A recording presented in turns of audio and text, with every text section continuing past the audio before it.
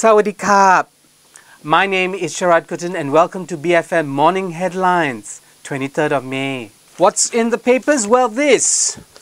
Army grabs power in Thailand. Military stages coup in Thailand. Tantra rampas kuasa. Tantra rampas kuasa. It's a coup. I think I've made my point. Coup in Thailand. We had martial law a couple of days ago. Now they moved rapidly to declaring a coup, which means they take away the constitution. They take away everything. The single power in Thailand is now the military. The question is why? And many of the newspapers are making it sound like the military's come in to help things. But really, is it?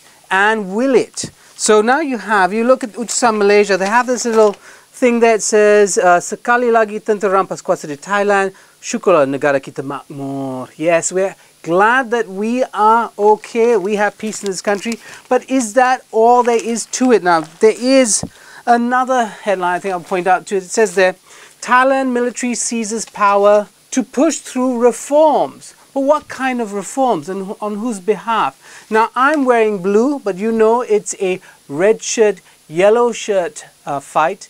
And the military is decidedly on the side of the yellow shirts. Now, for more analysis, go to Current Affairs podcast, look up Michael Connors and also others that we've been interviewing on the question to get deeper analysis of what's going on there. The newspapers are giving you some of that, but you can get more on our podcast. Now, the other stories in the newspapers today, the Penang Assembly. So there you have Army grabs power in Thailand, but on top there you have intrusion leads to ugly debate in Penang State Assembly. What intrusion was this? Remember, pandemonium in the Penang State Assembly because UMNO members, a mob of them, went into the Penang Assembly demanding an apology from one of the state assemblymen from the DAP.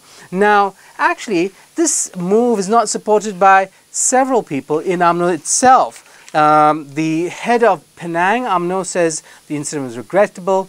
MCA's vice presidents come out to say that this is in fact tarnishing the image of Barisan Nasional. She's called for UMNO to take strong action. The police had arrested some 12 people. They're out on bail and they're being investigated under the penal code for rioting. So we'll see how that pans out and if there is some sort of redress, because clearly this is a bad precedent.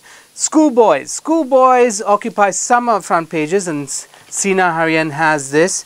Not one, but three stories on schoolboys. Some pranks, some, boyish hormones going a little awry there, all leading to somewhat tragic consequences. In Kelantan, a boy impales himself on a gate trying to climb over the school gate. Two boys pretending to throw each other off a parapet actually do fall off it. A misunderstanding or teasing at school leads to one boy having his ear sliced off. So not very good.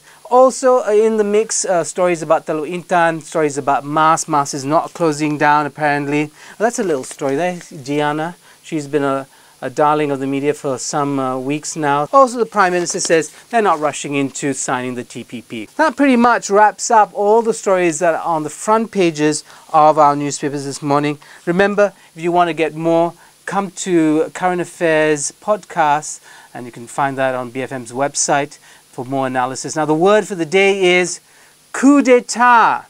Coup d'etat.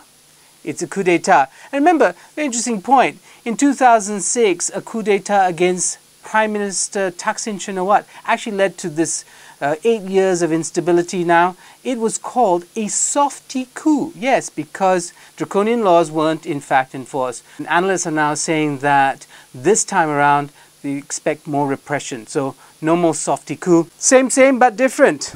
That's Thai style. That's all I have for you this morning on BFM's Morning Headlines. I'm Sharaad Kuttan, BFM 89.9.